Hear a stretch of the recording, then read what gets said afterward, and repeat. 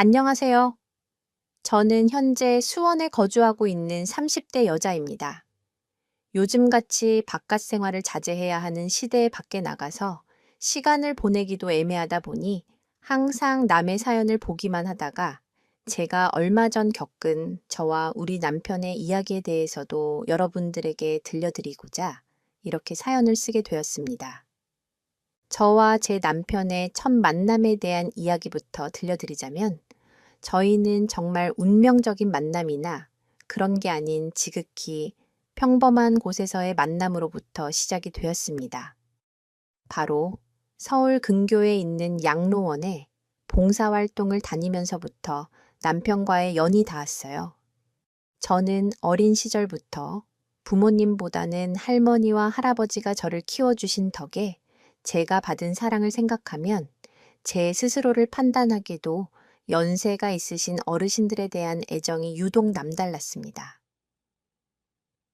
아마도 제가 크면서 받아왔던 조부모님이 주신 사랑 덕분이 아닐까 하는 생각이 드네요. 전 대학 시절부터 학점을 위해서 다니던 봉사활동이 학교를 졸업하고 나서도 친구들과 종종 보육원이나 양로원에 방문해서 일손을 돕는 일을 하곤 했습니다. 저에게 정말 뿌듯함과 행복감을 안겨주었고, 1년에 자주는 아니더라도 분기별로 한 번씩은 방문하는 일을 소홀히 하지 않았어요. 햇살이 뜨거운 한여름, 어느 날 저는 또 친구들과 모여 그날도 자주 방문하던 양로원으로 가기 위해 각종 먹을 것과 도움이 될 만한 생활용품을 잔뜩 싣고 출발했습니다. 날이 너무 더워서 그런지 많이 지치긴 했지만 우리 방문을 격하게 환영해 주실 어르신들을 생각하니 힘들다는 생각이 들지 않았어요. 양로원에 도착하니 뭔가 어수선한 분위기에 휩싸였고 우리 단체가 아닌 또 다른 단체도 같은 날 방문을 했다는 걸 알 수 있었습니다. 두 팀 모두 하나가 돼서 어르신들의 장기 자랑과 다가 시간을 함께 돕게 되었고 거기서 저는 지금의 남편을 만나게 된 것이었죠. 아, 그걸 저 주세요. 제가 가서 씻어 올게요. 어디에서 오셨어요? 아, 그래 주시면 감사하겠습니다. 저는 오늘 처음 방문했는데 서울에서 왔어요. 아까 성함이 지우 씨라고 했죠. 전 김석호입니다. 앞으로 종종 보게 될 텐데 잘 부탁드립니다. 아, 네. 석호 씨. 그동안 한 번도 못 뵈었는데 다른 데서 하다가 오신 건가 봐요. 얼마 전에 이사하게 돼서 소속을 옮기면서 이쪽으로 오게 되었네요. 나중에 시간 되면 밥 한 끼 같이 하면서 얘기 나눌 수 있을까요? 첫인상이 너무 좋으셔서 친해지고 싶어서요. 생각보다 돌직구로 훅 들어오는 남편은 이미지와 달리 꽤나 쾌활하고 명랑한 사람 같아 보였고 저는 그런 남편에게 빠른 시간 내에 마음이 생겼습니다. 그렇게 함께 봉사도 다니며 추억도 쌓으면서 더 깊은 마음이 생겼고 우리 둘은 가치관도 서로 같아 더할 나위 없었기에 평생을 함께하기로 약속했습니다. 소박한 둘의 가치관 덕분인지 결혼식은 최대한 조촐하고 작게 하고 싶었고 작지만 아늑한 전셋집을 구해서 부모님의 도움 없이 우리 둘의 힘으로만 시작하기로 했습니다. 남편과는 정말 더 말할 것도 없이 잘 맞았지만 결혼은 둘이 하는 게 아니라는 말 다들 알고 계시겠죠. 저는 남편이랑 결혼을 하기로 한 뒤 시댁 식구들에게 인사를 드리기 위해 남편 집을 방문하면서 더욱 결혼은 둘만 하는 게 아니라는 말에 큰 공감을 하게 되었습니다. 아무래도 남편 집은 남자만 셋인 집안인데 남자들만 드글드글한 집이라서 그랬는지는 몰라도 정말 삭막한 기운이 느껴졌었거든요. 그렇지만 누구보다도 우리를 응원해 주신 시어머님 덕분에 남자 셋만 있는 집으로 시집간 저에게 그나마 큰 울타리가 있는 기분이 들었고 전 더욱 시어머님과 사이가 깊어질 수 있었어요. 그래 며느리가 들어오니 집안이 환해지는구나. 앞으로도 부족한 내 새끼 데리고 살면서 고생하는 날도 있고 슬픈 날도 있겠지만 그럴 땐 가차없이 나한테 전화해서 다 얘기하도록 해라. 준비도 안 된 녀석을 이렇게 참한 아가씨한테 장가 보내려고 하니 내가 면목이 없구나 아니에요. 어머님, 제가 누구보다도 잘 내조하면서 살도록 할게요. 예쁘게 봐주셔서 너무 감사합니다. 실망시켜 드리는 일 없을 거예요. 저희 잘 살아갈게요. 그래, 집은 너네 힘으로 하겠다는 말 들었다. 정말 내가 도움을 줄 수 있는데도 기어코 안 받겠다고 하니 한편으로는 섭섭하다가도 한편으로는 기특하다는 생각밖에 들지 않더구나. 앞으로도 그런 무력 없이 행복하게 살다 보면 큰 복이 오는 날이 생길 거다. 시어머님은 남편에게 들은 것보다 훨씬 더 인자하시고 여유로워 보이시며 정말 멋진 분이셨습니다.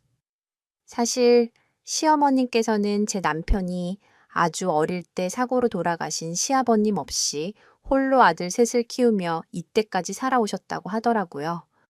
아주 다행히도 시아버님이 돌아가시고 남기신 보험금으로 시어머님은 생각보다 많은 땅에 투자를 하셨고 투자는 성공적인 결과를 가져다 주었다고 했습니다. 누가 들으면 정말 복 받았네. 시집 잘 갔네.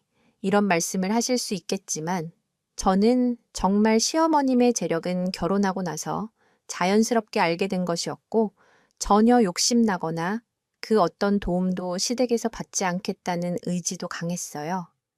무엇보다도 시어머님의 강인한 인내력과 생활력에 대해서 전 너무 감명을 받았고 시어머님을 제 인생의 롤모델로 생각하며 지내고 있었습니다.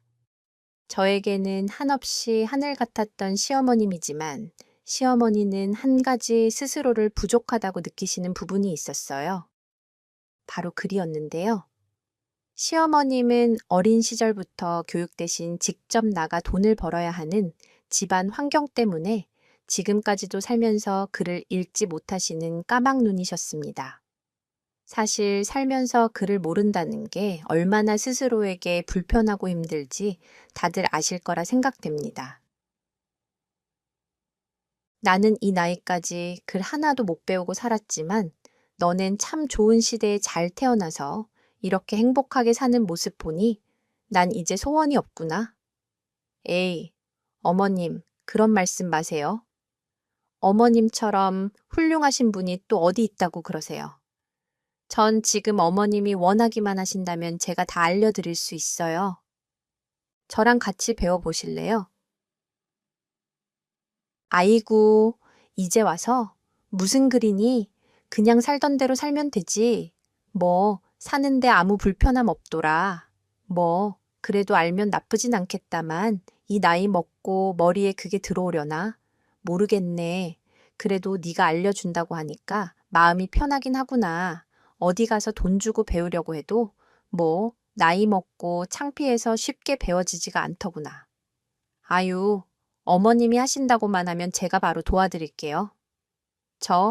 안 그래도 요양원에서 할머니, 할아버지들 글 공부 도와드린 적 많아요. 너무 걱정하지 마세요. 제가 다 알려드릴게요. 그렇게 저는 어머님의 평생의 소원 중 하나였던 글 공부를 가르쳐 드리게 되었고, 생각보다 시어머니는 아주 빠르게 글을 배워 나가셨어요. 곧 있으면 편지도 살살 쓰실 수 있겠구나 싶을 정도로 빨리 배워주셨기 때문에 시간도 그렇게 오래 걸리지 않았던 것 같습니다. 뭔가 하나라도 도움을 드릴 수 있어서 다행이다라는 생각과 함께 괜히 뿌듯하기도 했습니다. 그렇게 평화롭게 결혼 생활을 하던 저에게 정말 날벼락 같은 소식이 들렸습니다. 하루는 시어머님께서 남편 전화로 연락을 하셨고 주말에 전할 말이 있으니 다들 모이라는 말씀을 하셨어요.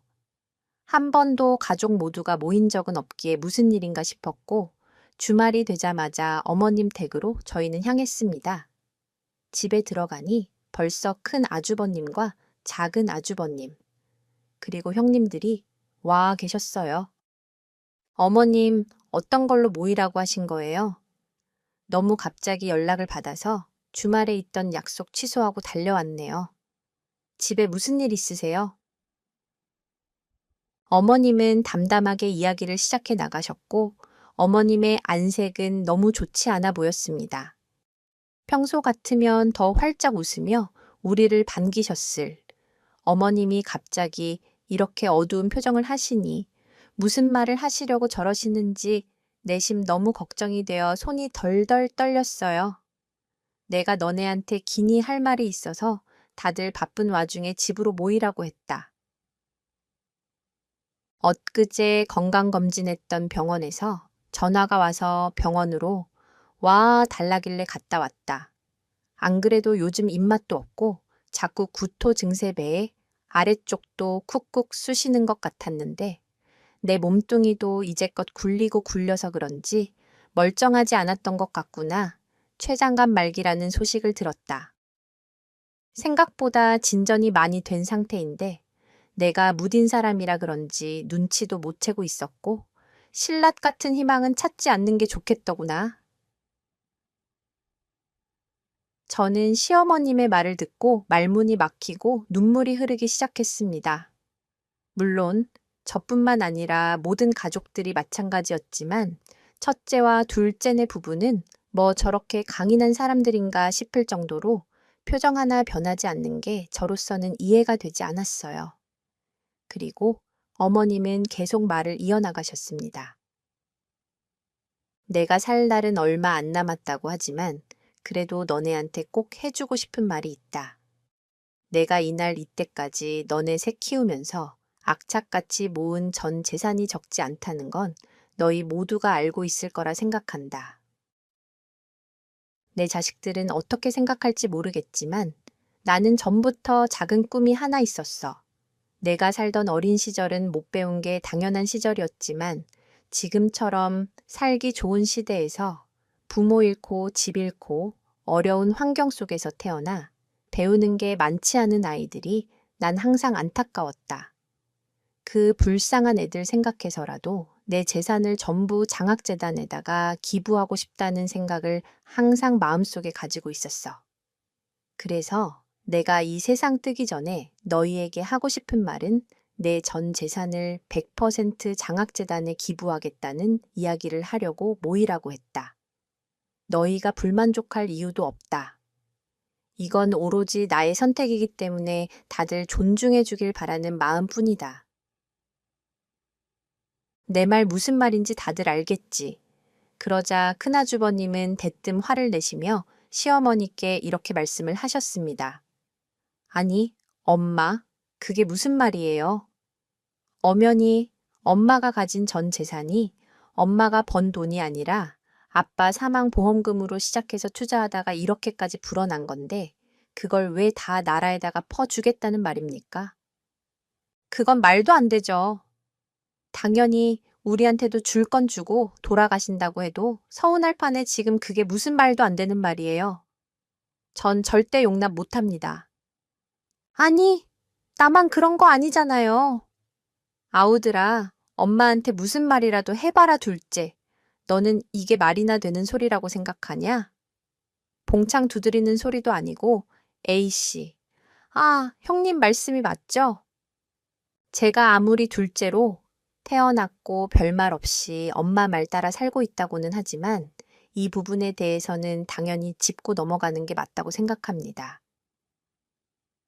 어머니가 무슨 마음이신지는 알겠는데 뭐 10%나 일부를 들여서 학교를 세우고 우리한테 맡기든 그런 것도 아니고 그걸 왜 다 사회에 환원하겠다는 말입니까?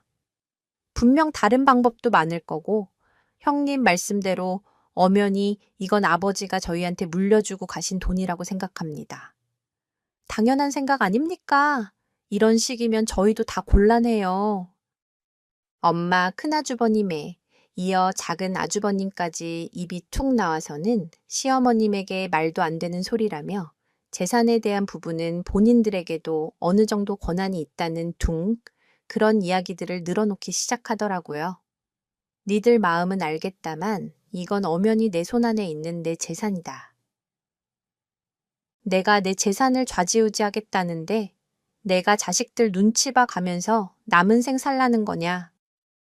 난 도저히 그렇게 못하겠고 아까 말했듯이 다시 한번 말하지만 절대 니들 세 형제한테 물려줄 재산 없으니 그렇게들 알고 있어. 니들이 날 안 보겠다.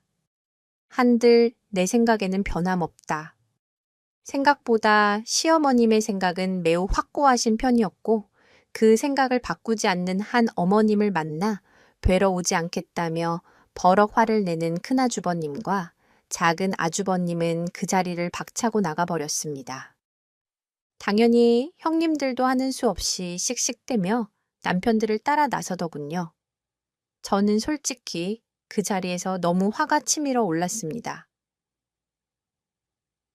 어떻게 자기 부모가 큰 병에 걸려 곧 이별을 해야 할지도 모르는 상황에서 다들 재산 얘기들만 혈안이 되어 버럭거리기나 하고 부모님의 생에 대해서는 관심도 없는 듯 저렇게 구는 사람들이 진짜 사람이 맞나 싶을 정도였어요. 부모님의 재산을 떠나 본인의 부모가 이런 상황에 놓여 있다는 게 슬프지도 않은지 평소에도 바늘로 콕 찔러도 눈물 한 방울 안 흘리겠다 싶었던 형제들이었지만 어떻게 이런 상황에서도 저런 말들을 아무렇지 않게 할 수 있는지 도저히 제 사상으로는 이해가 가지 않았습니다. 도대체 우리 남편은 그럼 어떤 생각을 가지고 있는지 궁금했어요. 그러자 남편은 시어머님께 조심스럽게 입을 열기 시작하더라고요. 엄마, 저는 엄마의 뜻을 존중해요. 무엇보다도 본인보다 남을 생각하고 내가 어려울 때 받았던 감사함을 본인이 여유로워졌을 땐 타인에게 베풀며 살아야 잘 살 수 있다고 말씀하셨던 엄마 말씀을 전 아직도 잊을 수 없어요. 형님들은 절대적으로 반대하신다고 해도 저는 엄마의 뜻을 따르도록 할게요. 전 살면서 엄마 재산을 탐한 적도 없고 더군다나 절대 우리들의 것이라고 생각해 본 적이 없어요. 무조건 엄마의 남은 여생에 저랑 와이프랑 같이 함께 하도록 할게요. 분명 제 아내도 같은 생각을 하고 있을 겁니다. 그렇지. 여보 전 남편의 말을 듣고 역시 내 남편은 인품 자체가 다른 사람들과는 다르다는 것을 확 느낄 수 있었고 남편의 말에 눈물이 뚝뚝 흐르기 시작했습니다. 저 또한 어머님의 남은 여생을 함께 드려야겠다는 생각을 당연하게 하고 있었거든요. 결혼을 하러 오기 전부터 남편을 통해서 들었던 시어머님의 인품에 대해서도 전 정말 존경심을 감출 수 없었고 나이가 드셔서 혼자 계신다고 하면 꼭 시어머니만큼은 제가 모시고 살 수 있겠다는 생각을 할 정도로 어머님에 대한 신뢰나 존경심이 매우 두터웠기 때문입니다. 너희들이라도 이렇게 생각해 준다고 하니 정말 고맙구나. 내 남은 여생을 어떻게 보내더라도 너희랑 함께 할 수 있다면 내 생여한이 더 이상 없을 만큼 기쁠 것 같다. 고맙다. 석호야, 그리고 막내 며느리야. 너희가 있어서 참 다행이다. 사실 누구나 제 이야기를 듣고 계신 분들도 제 생각에 대해서 반박하시는 분들도 분명 있을 거라고 예상은 되지만 저와 남편은 결혼 애초부터 양가 부모님의 도움 따위는 생각지도 않았던 사람들이었고 무엇보다도 우리의 힘으로 남들을 도울 수 있다면 두 발 벗고 나서는 것이 우리 부부에게는 행복 중 가장 큰 행복이었기 때문에 이런 결정을 할 수 있었던 것 같습니다. 사람이라면 누구나 돈에 대한 욕심, 무력 등이 있으리라 생각되지만 저 또한 그렇지 않은 건 아닙니다. 그렇지만 적어도 나의 것과 남의 것에 대한 구분과 남이 가지고 있는 것에 대한 탐욕은 버리고 살아야 한다는 것이 삶의 모토였기 때문에 이러한 결정을 할 수 있었지 않았나 싶습니다. 지금도 저는 그때 당시 남편과 제가 어머니께 했던 말과 약속에 대해서는 전혀 한치의 후회도 없기 때문에 지금껏 잘 살고 있는 거라고 생각해요. 며칠 후 남편과 저는 상해 끝에 시어머님 댁으로 들어가서 살기로 했습니다. 이삿날 정신이 없는 와중에 큰형님께서 저한테 전화를 하시더라고요. 동서 나야 이사 잘하고 있어. 근데 진짜로 괜찮겠어. 아니, 어떻게 어머님 수발 들어가며 그 성격 다 맞추고 살라. 그래, 진짜 제 발로 지옥에 걸어 들어가는 거랑 뭐가 달라? 어차피 전 재산 중에 콩 한 쪽도 안 떼어주시겠다고 선언하신 노인네를 언제까지 수발 들려고 하는 거야. 나 동서 진짜 가족처럼 생각해서 하는 말이야. 그냥 어느 정도만 하고 대충 살아. 어차피 받을 것도 없다니까? 참 답답하네. 형님, 저희 부부 뭐 받으려고 어머님 댁에 들어가는 거 아니에요. 그래도 돌아가시기 전에 조금이라도 같이 살면서 보살펴 드리려고 하는 거지. 다른 속내가 있어서 그런 거 아니니까 너무 걱정하지 않으셔도 될 것 같아요. 아우, 동서는 참 속도 좋다. 그렇게 바보같이 살다가는 나중에 내 것도 못 챙긴다는 소리 듣는다니까. 안 그래도 아빠가 어제 어머님 댁 찾아가서 회사 자금으로 쓴다고 1억만 달라고 했는데도 그걸 안 주시더라. 노인네가 죽기 전에 욕심이 그렇게 많은지. 그럴 거면 자식들한테 한두 푼이라도 물려주고 가시면 얼마나 좋아. 안 그래. 동서 형님, 저 지금 너무 바빠서 나중에 전화 드릴게요. 큰형님과 전화 통화 후 진짜 어떻게 사람이 저럴 수 있나 싶었습니다. 가족은커녕 어머님의 재산을 자기들의 수단으로만 생각하는 것 같아서 마음이 아팠고 한편으로는 정말 어머님을 지켜야겠다는 생각뿐이었습니다. 이래서 자식 낳아봐야 소용없다라는 말들을 하는 건가 싶기도 했어요. 그나마 제 남편의 아내인 제가 차라리 정말 다행이구나 라는 생각도 들었고 무엇보다도 지금 가진 마음을 절대 잊지 말자는 생각뿐이었습니다. 그날부터 저는 시어머님과 제 남편과의 새로운 생활이 시작되었고 이 점점 좋아지지 않는 시어머니의 병수발을 들며 하루하루를 보내고 있었어요. 여보 너무 고마워. 엄마한테 당신이 나타난 건 행운과도 같으실 거야. 물론 나한테도 마찬가지지만 당신이 가진 인품과 깊고 따소한 마음, 나 정말 잊지 않고 평생 동안 당신한테 베풀며 살아가도록 노력할게. 당신이 없었다면 정말 난 지금 좌절하고 말았을 거야. 고마워, 여보. 에이, 아니에요. 어머님은 나한테 엄마와도 같은 존재고 정말 존경스러운 분이에요. 더군다나 당신이 제일 사랑하는 어머님인데 나한테도 당연히 소중하신 분이죠. 그러니까 고맙다는 말 그만해도 돼요. 내가 어머님한테 더 잘하도록 할 테니까 너무 걱정하지 말고요. 어머님의 췌장암이라는 소식 듣고 당신도 얼마나 힘들었을지 알아요. 내가 옆에서 어머님이랑 당신 꼭 지켜줄 테니까. 너무 걱정하지 말도록 해요. 우리 남편과 저는 시어머님의 남은 생을 함께하면서 좋은 시간을 많이 보내드려야겠다는 생각을 하게 되었습니다. 그로부터 며칠 후 그냥 평온한 나날을 보내고 있던 날이었습니다. 대문 초인종이 계속 울려댔고 뛰쳐나간 저는 순간 깜짝 놀라지 않을 수 없었습니다. 작은 아주버님 댁에 대낮에 만취한 채로 찾아온 거예요. 아니 이게 무슨 일이세요? 작은 아주버님 술 드셨어요? 다 필요 없다고? 이 집도 엄마 돈도 싹 다 필요 없다고? 어차피 갖지도 못할 거고 주지도 않고 떠날 거 뭐하러 품고 있어? 다 부숴버릴 거야. 작은 아주버님은 몸도 혼자 가누지 못할 정도로 만취가 된 채 어머님의 마당에서 행패를 부리기 시작했습니다. 너무 놀란 저는 남편에게 이야기했고 작은 형님이 오셔서 그나마 작은 아주버님을 말릴 수 있었어요.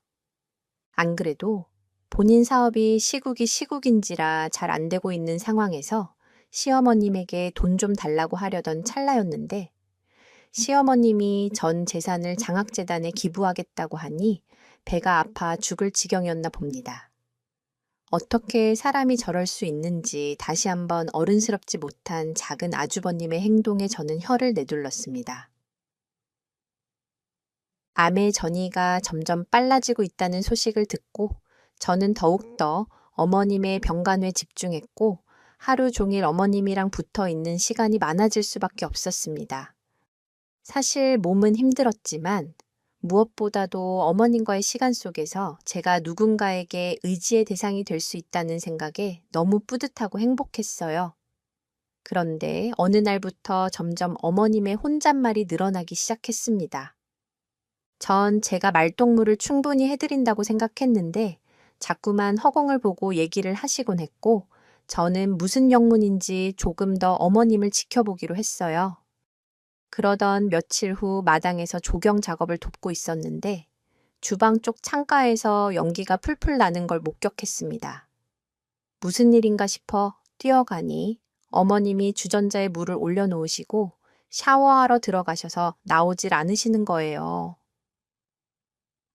너무 놀란 저는 재빨리 가스불을 끄고 화장실 문을 열었고 어머님이 거기서 주저앉아 계셨습니다. 씻겠다고 들어가신 지 얼마 되지 않아 큰 걱정을 안 하고 있었는데 주전자에 갑자기 물을 올려놓고 들어가신 거였어요. 아니 어머님, 이걸 지금까지 올려두시면 어떻게 해요? 다친 곳은 없으세요. 넘어지신 거예요. 아니죠. 너무 놀랬잖아요. 어머니 무사하시다니 다행인데 이제 혼자 샤워하시면 안 되겠어요. 내일부터는 제가 들어가서 씻겨드릴게요. 어머니 언니야, 나 배 너무 고파. 언니 과자나 빵 있어요. 네, 언니란요. 어머님 무슨 말씀을 하시는 거예요?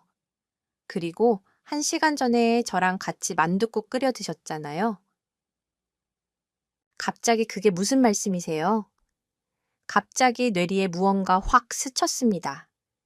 몸이 아프시면서 어머님께서는 바깥 활동을 안 하시다 보니 집에만 계셨고 그로 인해 혹시 치매가 오신 건 아닐지 하는 생각에 얼른 다음날 어머님이 주로 다니시는 병원에 모시고 가서 치매 테스트를 해봤는데 결국 저의 생각이 맞았어요.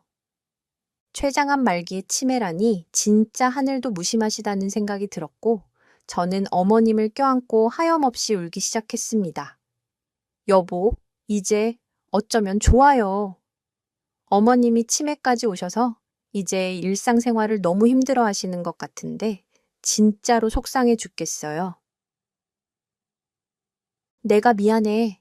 여보 이런 나한테 시집와서 이런 고생이나 시키고 돈 벌어야 된다고 매번 당신이랑 엄마만 놔두고 나가서 밤늦게 들어오고 진짜로 미안해. 내가 면목이 없어. 병원에서 치매는 확실하다고 한 거야. 언제부터 저런 증상을 보이셨는지 나도 오늘 처음 봤어요. 사실 어머님이 요 근래 말수도 적어주시고 혼잣말을 많이 한다고 생각이 들긴 했는데 이 정도일 거라고는 예상 못했거든요. 그래도 너무 우리 크게 걱정하지 말아요. 나 우리 할머니 요양원에서 돌아가시기 전에도 치매로 고생하시던 거 생각하면 어머님 옆에 내가 꼭 있어야 한다는 생각뿐이니까. 당신도 나한테 미안해 말아요. 그동안 어머님한테 받은 사랑만 생각하면 내가 아직 해야 할 일은 한참 남았다고 생각해요.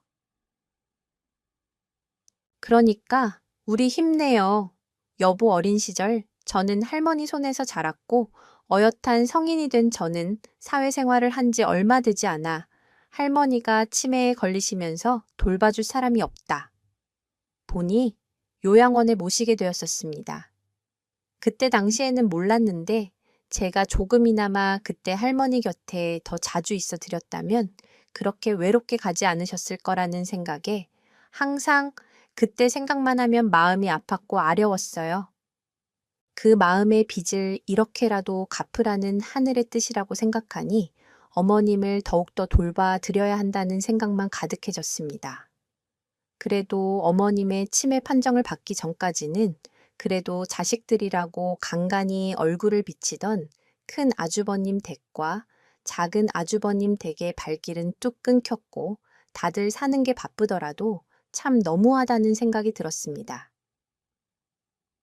얼마 전까지만 해도 일주일에 한두 번씩 찾아와서 아픈 어머님을 붙잡고 사업자금이니 뭐니 말도 안 되는 소리를 늘어놓으며 그놈의 돈 거리던 사람들이 이젠 어머님이 치매라는 소리를 듣고는 아예 오지도 않는 걸 보니 진짜 정상적인 사람들이면 저럴 수 있을까 싶었어요.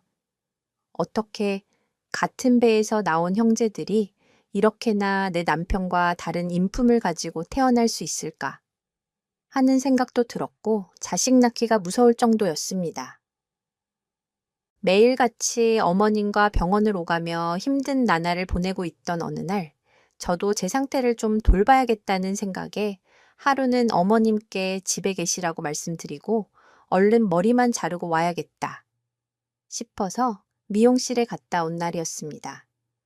빨리 머리를 자르고 집에 다시 귀가한 지 1시간이 채 되지 않았는데 어머님이 보이질 않는 거예요. 너무 놀란 저는 어머님을 찾아 나섰고 작은 방, 제 화장대 앞에서 온갖 립스틱을 다 얼굴에 덕지덕지 바른 채로 쓰러져 계신 어머님을 발견할 수 있었습니다. 바로 저는 헬실구를 불러 어머님을 병원으로 모셨고 뜻하지 않게 들은 소식은 어머님이 정말 얼마 남지 않으셨기 때문에 무조건 병원 생활을 하셔야 한다는 거였습니다. 눈앞이 캄캄했습니다. 이제 정말 그 시간이 온 걸까 하는 생각이 들면서 눈물이 멈추질 않았습니다. 뒤늦게 전화를 받고 달려온 남편도 제 품에 안겨 우는데 그날은 유난히 하늘이 맑았던 기억이 나네요. 정말 그날 하늘이 무심하다는 생각을 다시 한번 하게 되었던 것 같습니다. 며칠 뒤 어머님은 조금이라도 회복을 하시나 싶어 다행이라고 생각이 들었어요.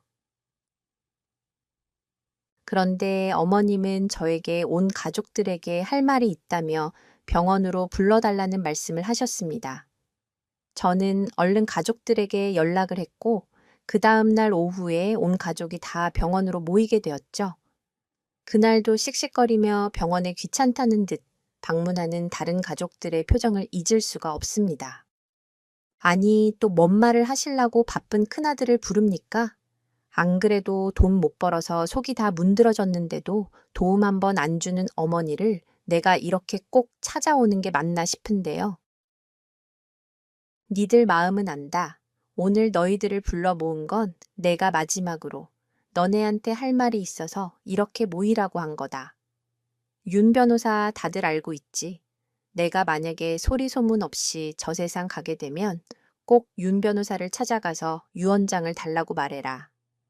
거기에 내가 하고 싶은 말들과 마지막 유언이 남겨져 있으니까 꼭 그걸 보고 그대로 하도록 해. 아니, 또 뭔 유언장이에요? 그냥 지금 말씀하시면 되잖아요. 엄마가 장학재단에 뭐 전 재산 기부한다는 그런 쓸모없는 내용만 가득 써놨을 거 아닙니까? 안 그래도 그 말 듣고 엄마 때문에 큰아들 석경나서 열불 터져 죽겠는데 그걸 또 가서 읽으라고요. 적어도 엄마 우리 생각하면 그러면 안 됩니다. 어떻게 그 돈을 모았는데 그거를 생전 본 적 없는 애들이나 가르치겠다고 기부를 하겠다는 건지. 난 도통 엄마 말이 이해가 안 가요. 뭐 뒤늦게 글이라도 배우셔서 그런가? 늦게 배움에 대한 의미를 깨달았다는 겁니까? 큰형 말이 맞아요. 엄마, 그 애들한테 돈 퍼주고 백날 가르쳐 놔봐야 거기서 잘 큰 애들이 몇이나 있을 거라고. 엄마는 그렇게 못 배운 애들한테 베풀기만 하는지 도통 모르겠다니까요. 그러지 말고 그냥 자식 새끼들한테 몇 푼이라도 챙겨주고 갈 길 가시오. 낮잠 시간 아깝게 이런 소리 들으러 온 것도 짜증나는데 참 엄마 치매가 점점 더 심해지나 보네. 할 말 없으면 우린 그냥 갑니다. 말에 담을 수 없는 헛소리를 늘어놓는 형제들. 그리고 그 와이프들은 또 뒤도 돌아보지 않고 병실을 나가는데 마음 같아선 한 소리 하고 싶었지만 가만히 있는 어머님 옆에서 아무 말도 할 수 없었어요. 정말 그러고 며칠 되지 않아 어머님의 임종을 지켜드리게 되었고 그나마 어머님의 마지막 길을 저와 제 남편이 할 수 있어서 다행이라는 생각이 들었습니다.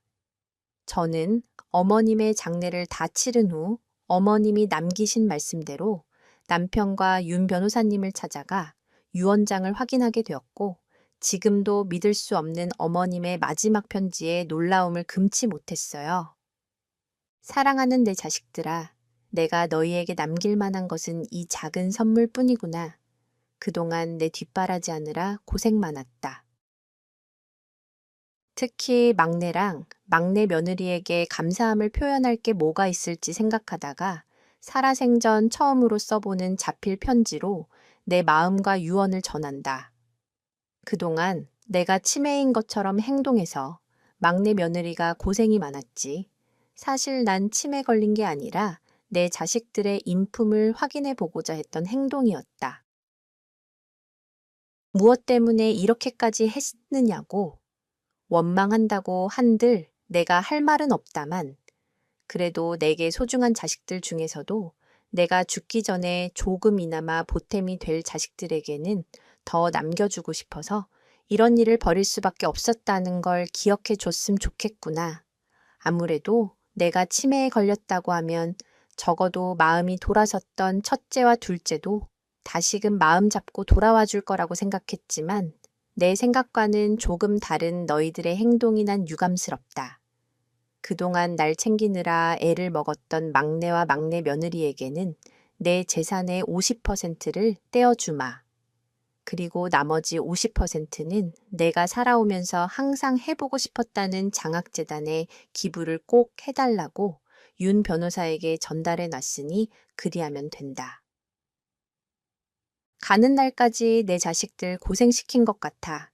마음이 아프지만 너희도 앞으로 살면서 사람의 기본 예의와 덕을 지키며 남을 돕고 살아가는 마음, 따뜻한 사람이 되길 바란다. 사랑한다.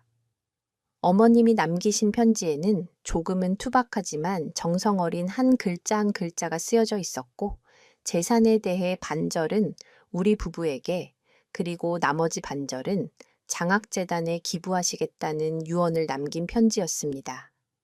이 사실을 우리 부부는 형님들 댁에 찾아가 보여드리며 말씀드렸고 큰 아주버님은 온 집을 박살내며 난리를 쳤고 큰 형님은 이제야 땅을 치며 꺼이꺼이 울음을 터뜨렸습니다.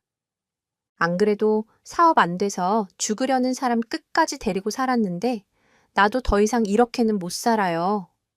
내가 당신한테 말했죠. 어머님이 떼줄 수도 있으니까 가끔이라도 찾아가자고 했잖아요. 이게 뭐예요? 정말 당신처럼 멍청하게 살다가는 이렇게 다 뺏기잖아요. 난 더 이상 당신이랑 못 사니까 우리 갈라서요. 당신 같은 멍청한 인간이랑 이제까지 산 내가 바보지. 진짜 작은 형님 댁은 정말 풍배박산이 날 정도로 다툼이 심해졌고 그 길로 큰형님은 짐을 싸서 친정으로 내려가 버렸다는 소식을 전해 들었습니다. 작은 아주버님은 술에만 의존하는 알코올 중독자가 되어 술집만 전전긍긍하는 호랩이 신세로 하루하루를 살아간다는 소식을 들었고 회사로 찾아가 보려고 했지만 진작 회사와 운영하시던 작은 공장은 문을 닫은 후였습니다. 그 후로 작은 형님은 저에게 전화를 해서 이런 말을 했었죠. 아니, 동서, 그래도 너무하는 거 아냐? 홀라당 그 돈을 다 동서네가 먹겠단 거야. 그래도 형제고 가족인데 어느 정도 셋이 나눠야 하는 부분 아니겠어. 큰형님도 그렇게 해준다면 다시 돌아온다고 하시니까 동서가 잘 생각해봐. 이건 아니지. 어머님을 동서네가 모셔봤자 얼마나 모시고 살았다고. 그래, 시집 와서 그 정도 고생은 누구나 하는 건데 지금 내 남편도 술독에 빠져서 죽지 못해. 사는 거 안 보여. 동서가 사람이라면 진짜 그러면 안 되는 거야. 동선에도 잘 생각해보고 나한테 다시 전화 줘. 뭐 필요하면 내가 가도 되니까. 별 뜻 없으면 내 말대로 하는 게 가족들 다 화목하게 지내는 방법이라고 생각해. 나는 형님, 제가 한 번도 이런 말씀을 안 드렸는데 오늘은 꼭 드려야겠네요. 형님들부터 그러시는 거 아니에요. 어머니 쓰러지셨을 때도 그리고 췌장암이라고 판정받으신 날에도 형님들이 어머님한테 와서 해주신 게 뭐가 있어요. 다들 자기 가족 챙기기만 바빴지 어머님이 주신 마음에 대해 보답할 생각은 해본 적 있으세요? 아무리 사람이 돈을 따라간다지만 이건 진짜 아닌 것 같거든요. 사람이라면 나누고 살아야 한다고요. 형님이나 행동으로 보여주시면서 그런 말씀 하셔야죠. 사람이 너무해도 진짜 정도가 있지. 다시는 저한테 전화하지 마시고 재산 나눠드릴 마음 하나도 없으니까 이만 끊을게요. 큰 형님한테도 연락 다음에 말씀해 주시고요. 도저히 저도 작은 형님의 말에 반박을 하지 않을 수 없었고 속 터지는 마음에 하고 싶은 말을 다 뱉어버리니 속이 다 시원했습니다. 남편에게도 말하니 그동안 했던 어떤 일보다도 잘했다고 저를 되려 다독여 주시더군요. 우리 가족은 어머님이 주신 일부를 평소에 다니던 봉사활동지에 기부를 하면서 살아가고 있습니다. 그 뒤로 들리는 소식으로는 큰형님 댁은 사업이 완전 폭삭 망해버려서 집에는 압류 딱지가 붙었고 큰형님이 자식들을 다 데리고 떠나버렸다는 이야기를 들었어요. 말 그대로 한 가정이 파탄났다고 할 정도였습니다. 작은 아주버님은 알코올 중독 증세가 더욱 심해져 병원에서 치료를 하면서도 아직도 술을 못 끊고 계시다는 소식을 들었고 와이프는 안 그래도 그전부터 상간남이랑 바람이 난 상태였기에 그 뒤로는 연락도 없이 집을 나가버렸다고 하는군요. 다른 가족들의 불행을 원한 건 아니었지만 과연 어머님의 유산이 다른 형제들에게 돌아갔다면 어떻게 마무리가 되었을지 정말 생각만 해도 끔찍했습니다. 사람이 정말 선한 마음을 가지고 베풀고 살아도 고생을 하며 살아가는 판국에 진짜로 선하게 살지 못하는 사람들의 최후가 어떻게 되는지 제 눈으로 똑똑히 지켜보니 적어도 난 사람답게 살았구나라는 생각이 들었습니다. 앞으로도 전 남편과 그리고 곧 태어날 아이와 평생을 남을 도우며 따뜻한 마음과 선행을 베풀며 살기로 다짐했습니다. 어머님이 돌아가시고 나서 그 마음은 배가 되었고 적어도 사람이 해야 하는 도리에 대해서도 제대로 배울 수 있지 않았나 하는 생각이 듭니다. 요즘도 하늘을 보면 시어머님의 인자한 웃음이 눈앞에 그려지곤 하는데요. 시간이 많이 흐른 지금도 너무나 그립고 보고 싶은 가족 여러분들에게도 내가 사랑을 조금 더 베풀어야겠다고 생각이 드는 사람이 있으신가요? 사람은 뿌린 대로 거둔다라는 말이 있듯 앞으로도 무언가를 얻기 위해 사랑을 베푸는 게 아닌 나눔이 일상이 되는 삶을 살아가야겠다는 다짐을 오늘도 하게 되네요.